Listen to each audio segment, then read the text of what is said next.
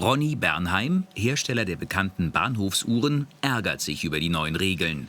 In seinen Hallen arbeiten zu dieser Jahreszeit gewöhnlich mehr Leute. In einem Segment fehlen ihm Aufträge. Auf gewisse Uhren darf er nicht mehr Swissmade schreiben. Kunden springen ab. Von dort fehlen uns die Grossaufträge von Firmen, die Uhren kaufen zum Verschenken. Das sind Autokonzerne und andere. Und das fehlt für die Auslastung. Und die Konzerne sagen einfach, wir haben ein Budget von so und so viel, Franken oder Dollar.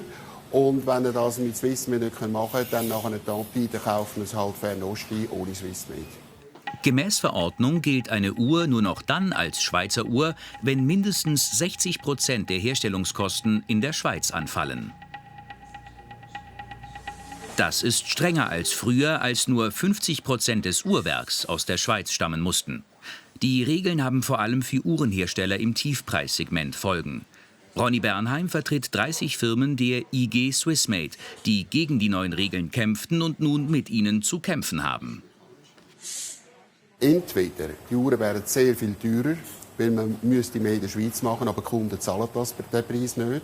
Und die andere Möglichkeit ist, dass die Kunden die Uhren ohne Swissmade in Fernost kaufen und meistens passiert dann eben das. Ein Befürworter der neuen Swissmade-Regeln ist dagegen Swatch-Chef Nick Hayek. Er präsentierte heute starke Jahreszahlen für 2017. Auch die Verkäufe im unteren und mittleren Preissegment seien stark gewachsen. Wenn Swissmade draufsteht, dann muss es Swissmade sein. Egal, ob es das mehr Kosten macht, ob es das Komplikationen gibt, es gibt keinen anderen Weg. Das ist der richtige Weg. Es sei in Kauf zu nehmen, wenn gewisse Uhrenhersteller deswegen in Schwierigkeiten geraten. Es haben vielleicht ein paar Leute Mühe, Swissmade jetzt einzuhalten, weil es früher eben in dem Segment Swissmade verkauft haben und es gar nicht Swissmade war.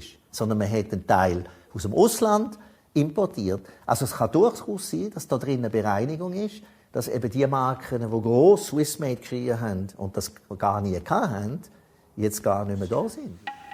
Die neue Regelung wird auch Lex Hayek genannt. Nur, wenn Swatch damit gut leben kann, warum sollen es KMU nicht können? Ein Grosskonzern, der riesige Serien macht, vom gleichen Uhrengehäuse als Beispiel, hat eine andere Produktionsmethodik.